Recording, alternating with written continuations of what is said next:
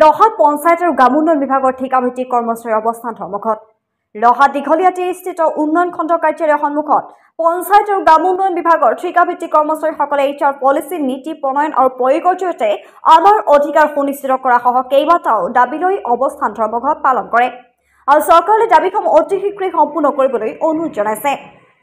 কৰ্মচাৰীসকলে জানিবলৈ দিয়ে যে মঙ্গলবাৰে কৰ্মবিৰতি পালন কৰাৰ লগতে বুধবাৰ আৰু বৃহস্পতিবাৰে অৱস্থান ধৰ্মঘট পালন কৰে আৰু লহা ব্লকৰ 51 জন কৰ্মচাৰী অৱস্থান ধৰ্মঘটত অংশগ্ৰহণ কৰে। আজি আপোনালোকে বিভিন্ন দাবী লৈ পেলাই অৱস্থান ধৰ্মঘট কৰি আছে। কি দাবী? দাবী মানে আজি ধৰক মই কৰা আজি 17 বছৰ হ'ল। এতিয়ালৈকে গতিকে GRS হয় মই 17 বছৰ হ'ল। কোনো মানে ধৰক তেনেকুৱা আমাৰ চিকিউৰিটিটো নাই। আমাক 60 বছৰ জব চিকিউৰিটিটো লাগে। 10% ইনক্ৰিমেণ্টটো আমি বিচাৰিছোঁ। তাৰপিছত HR পলিচিটো বিচাৰিছোঁ। আৰু আমাৰ যিটো পাৰিতোষিক দিয়ে তাৰ লগত আমি 30,000 টকা যোগ কৰি আমাৰ ন্যূনতম পাৰিতোষিক দিবলৈ আমি দাবী জনাইছোঁ। যি ৰহা ব্লকৰ কণ্ট্ৰেকচুৱেল আমাৰ যিখিনি আছে AE আছে, GRS আছে, GPC আছে, CA আছে, মানে কম্পিউটাৰ আছে, এইসকলে আমি মিলি আজি অৱস্থান ধৰ্মঘট কৰিছোঁ। আমাৰ যি ষ্টেটৰ যি কমিটি আছে তেখেতসকলৰ আলোচনা মৰ্মে আমি ইয়াত আজি অৱস্থান ধৰ্মঘটটো কৰিছোঁ। যোৱাকালি মানে পৰহি আছিলে আমাৰ কৰ্মবিৰতি আৰু কালি আৰু আজি আছিলে অৱস্থান ধৰ্মঘট। কাইলৈ পৰহি আজিয়ে শেষ হ'ব আৰু আকৌ আমাৰ যি নিৰ্দেশ দিয়ে সেইমতে মানে আমি আগবাঢ়ি দিম। আজি এইটো পৰ্যায়ে আজিয়ে আমাৰ টোটেল এমপ্লয় 51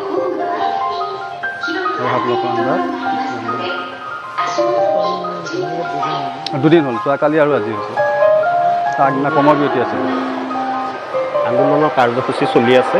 উপৰোক্ত বক্তাসকলে কৈয়ে গৈছে, মোৰ এটাই আমাৰ বিভাগীয় মন্ত্ৰী মহোদয় আৰু মাননীয় মুখ্যমন্ত্ৰী ডাঙৰীয়ালৈ এটাই অনুৰোধ, যাতে আমাৰো লাহে লাহে অৱসৰৰ সময় হৈছেই, মাত্ৰ আৰু 2 বছৰ বাকী আছে।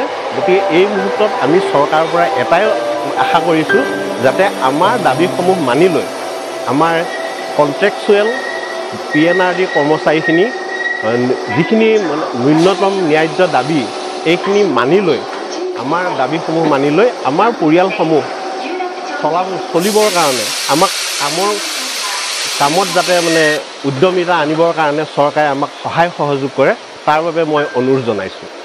আমাৰ ইয়াত কোনো পেঞ্চনৰ ব্যৱস্থা নাই। গতিকে আমি চৰকাৰক এটাই অনুৰোধ কৰিছোঁ, যাতে আমাৰ অৱসৰৰ সময়ত এককালীনভাৱে যাতে এটা মোটা অংক দি ন্যূনতম 20 লাখ মান টকা দি যাতে বাকী আমাৰ অৱসৰ পিছ মুহূৰ্তত আমি চলিব পাৰোঁ, সেই ব্যৱস্থাটো যাতে কৰে, তাৰ বাবে আমি চৰকাৰক বিনম্ৰতাৰে অনুৰোধ জনাইছোঁ। আমি all Assam PNRD contractual employee ফালৰ পৰা হয় আৰু এইটো আমাৰ ৰহা ব্লক হয়। ৰহা ব্লকৰ পৰা আমি 51 জন কৰ্মচাৰী আছোঁ। তাতে আমাৰ GRS আছে, GPC আছে, কম্পিউটাৰ এছিষ্টেণ্ট আছে, AE সকল আছে। তাৰপিছত আমি গোটেইখিনি মিলি পেলাই ইয়াতে আজি আমি অৱস্থান ধৰ্মঘটত পৰিণত হৈছোঁ। অতি মানে দুখৰ কথা, আমাৰ মাজৰ পৰা বহুত আমাৰ মানে সহকৰ্মী হেৰাই গৈছে, এক্সিডেণ্ট হৈছে, মৰি গৈছে। কিন্তু তেওঁলোকৰ ফেমিলিও যে কিবা এটা পাব সেইটো মানে কাৰো ফালৰ পৰা একো পোৱা নাইকিয়া। আমাৰ HR পলিচিও নাইকিয়া। আমাৰ বছৰৰ যোনটো 10% ইনক্ৰিমেণ্ট দিব লাগে সেইটো ধৰক আমি আজিলৈকে পোৱা নাইকিয়া, বঞ্চিত হৈ আছোঁ। আমি পঞ্চায়ত লেভেলত মানে যিমানখিনি আঁচনিৰ কাম কৰিব লাগে সকলোখিনি আমিয়ে কৰি যাওঁ, কিন্তু আমি ধৰক দুখীয়া নিচলা বা আমি ৰাইজক আমি সহায় কৰি যাওঁ, চৰকাৰখনক আমি সহায় কৰি গৈছোঁ। আমাৰ এতিয়া মানে মামাৰ ওচৰত এটাই মানে বিনম্ৰ অনুৰোধ, যাতে মানে তেওঁ আমাৰ মুখলৈ বা আমাৰ মানে পৰিয়ালখিনিলৈ চাই। আমাৰো পিতৃ মাতৃ আছে, আমিও তেওঁলোকক বন্দনা কৰিব বিচাৰোঁ। আমাৰো মানে ঘৰ আছে, ল'ৰা ছোৱালী আছে, কিছুমান আমাৰ এতিয়া দাদাসকল আছে, তেওঁলোকে ধৰক এই ইমান ন্যূনতম মানে বেতনত তেওঁলোকৰ জানো ঘৰ চলিব? বৰ্তমান যিখিনি সময়ত মানে ধৰক চাউল দালিৰ দাম ইমান বেছি হৈ গৈছে, সেই সময়ত আমি সাধাৰণভাৱে 18,000 20,000 টকাত আমি কাম কৰি আছোঁ। আমি আজিৰ পৰা কাম কৰা নাই।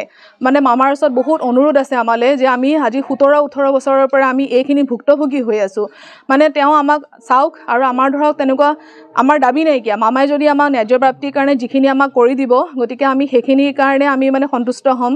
তাৰ ভিতৰত আমাৰ মুখ্য দাবীকেইটা আছিলে, আমাৰ মানে চাকৰিটো 60 বছৰ কৰি দিব লাগে আৰু আমাৰ 10% যোনটো ইয়েৰলি ইনক্ৰিমেণ্ট দিব লাগে সেইখিনি আমাক দিব লাগে আৰু আমাৰ মাজৰ পৰা যিখিনি কৰ্মচাৰীবৃন্দ আমাৰ হেৰাই গৈছে তেওঁলোকৰ প্ৰাণে পৰিয়ালৰ কাৰণে যিখিনি এককালীন সাহায্য দিয়া কথা আছিলে সেইখিনি যাতে তেওঁলোকক প্ৰদান কৰে তেওঁলোকৰ সৰু সৰু ল'ৰা ছোৱালীকেইটাই যাতে এমুঠি খাব পাৰে তাৰ কাৰণে মই আমাৰ CM আমাৰ মানে সৰ্বকালৰ আমাৰ প্ৰভাৱী মন্ত্ৰী আমাৰ দয়ালু আমাৰ মৰমৰ তেখেতলৈ আমাৰ অনুৰোধ থাকিলে PNRD all Assam contractual employee ফালৰ পৰা যাতে আমাৰ হৈ পেলাই তেখেতে আমাক এমুঠি খাবৰ কাৰণে সহায় কৰি দিয়ে ইয়াকে কৈ পেলাই মোৰ বক্তব্য সামৰণি মাৰিছোঁ ধন্যবাদ